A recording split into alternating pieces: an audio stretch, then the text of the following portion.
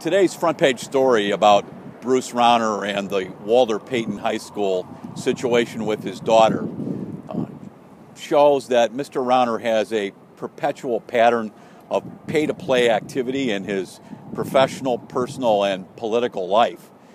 The $250,000 contribution following his daughter being admitted to a school that she was denied admission to is payback, and it's a pattern that's there in Bruce Rauner's professional, political, and personal life. If Mr. Rauner is the Republican nominee, there will continue to be a drip, drip, drip of stories about how he uses his incredible wealth to not only make money, but to get his way. There are two sets of rules. There are the Rauner rules, and then there are rules for regular people.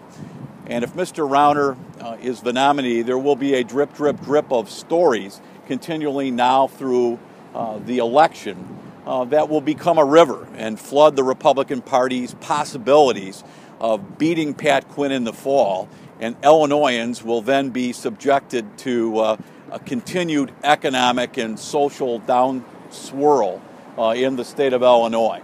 So I'm here to answer any questions that you have. There's clearly a pattern of activity.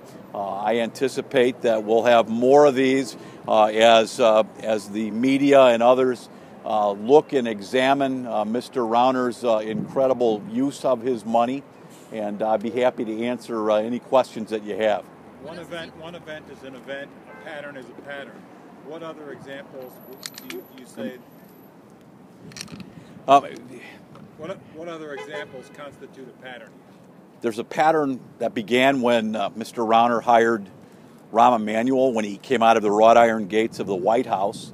Even though the mayor did not have investment banking experience, he hired Rahm Emanuel, and obviously it was to help him garner business in the private sector. $16 million is one figure that that deal was worth in his life. It's been reported that Mr. Rauner made an incredible $300,000 contribution to the Democrat governor of Pennsylvania, and had a substantial increase in the amount of public pension work from Pennsylvania. Obviously, you have today's revelations by the Sun-Times of Bruce, after his suburban daughter was rejected, getting her into the Walter Payton Chicago Public High School and making a $250,000 payment after that.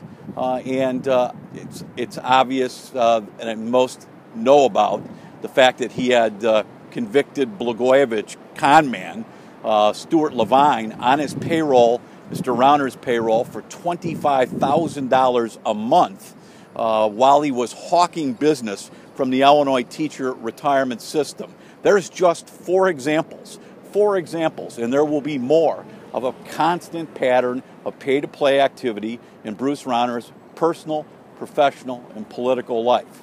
And again, there'll continue to be a drip, drip, drip of these stories, and he may flood away the Republican Party's possibility of beating Pat Quinn in the fall, and therefore continuing the downward economic spiral of the state of Illinois.